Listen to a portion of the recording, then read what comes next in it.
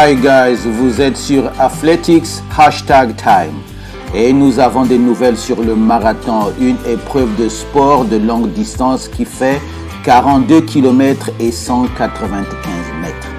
Depuis un certain temps, le marathon est rentré dans une autre époque et que les athlètes de longue distance deviennent pratiquement des surhommes à cause des performances quasi impossibles qu'ils sont en train de réaliser.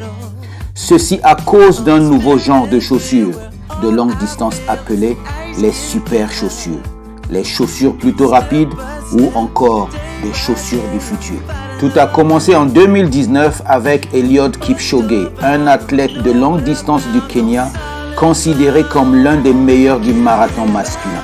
Le 12 octobre 2019, Kipchoge a couru le marathon en moins de 2 heures, ce qui était quasiment impossible jusqu'à aujourd'hui, avec un temps de 1h59 minutes et 40 secondes, devenant le premier dans l'histoire du marathon.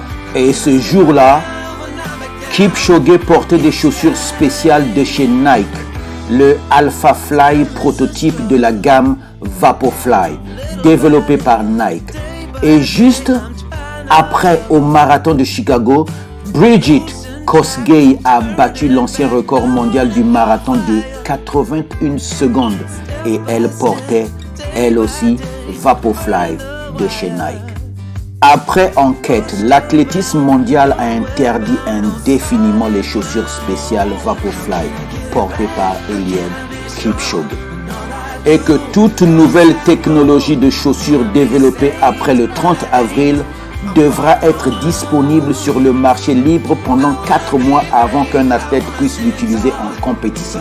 C'est pourquoi nous avons en face une autre course dont les athlètes sont les marques de chaussures. Et Nike a une légère avance sur Adidas en ce moment sur le sujet. Ok, et si on parlait de l'Éthiopienne Tigst Assefa? Elle vient d'écraser le record établi par Brigid Kosgei du Kenya à Chicago en l'an 2019. Je souligne que Brigid Kosgei portait des chaussures de Nike de la gamme Vaporfly quand elle a fait son record. Maintenant, ce record a été battu par Tigst Assefa de 11 secondes. Et vous savez quoi? Assefa portait la version des super chaussures de chez Adidas. Cette fois-ci, le Adidas Adizero Adios Pro Evo 1. Tigst Assefa, ancien spécialiste de l'épreuve de 800 mètres, après avoir fait ses débuts dans le marathon seulement en mars 2022, vient de battre un record de 2019 avec au pied le Adizero Adios Pro Evo 1 d'Adidas. Et c'est pas encore fini. Au dernier marathon de Chicago, Sifan Hassan, des Pays-Bas d'origine éthiopienne aussi dans ses débuts dans le marathon, Sifan Hassan, spécialiste de course de fond avec beaucoup de victoires à son actif, a gagné la course de marathon de Chicago avec une performance incroyable. Vous savez quoi?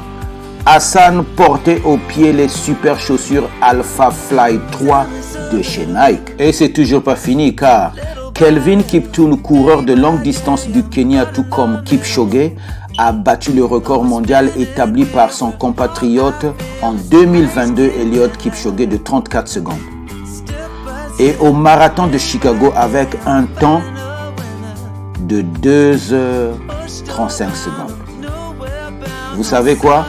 Kelvin Kiptoum portait au pied des super chaussures de chez Nike, DEV 163, confirmé par la suite par Nike que ce sont des Alpha Fly 3.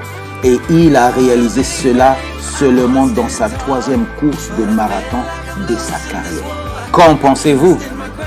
C'est pourquoi, pour éviter que les autres athlètes ne soient défavorisés ou désavantagés, l'athlétisme mondial a exigé que les nouvelles super chaussures doivent être mises sur le marché à la portée de tous les athlètes 4 mois avant d'être autorisés en compétition. Ce qui nous emmène à la question de 1 million. Car aux Jeux Olympiques de 2024 à Paris, il semblerait que les 2 champions kenyans Kelvin Kiptoum et Eliud Kipchoge seront de la partie. Et Nike a confirmé que le Nike Alpha Fly 3 sera disponible.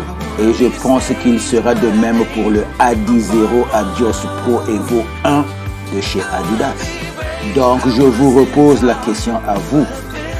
La course de marathon à Paris aux Jeux Olympiques de l'an 2024 sera-t-il seulement la course des athlètes ou aussi la course entre Nike et Adidas?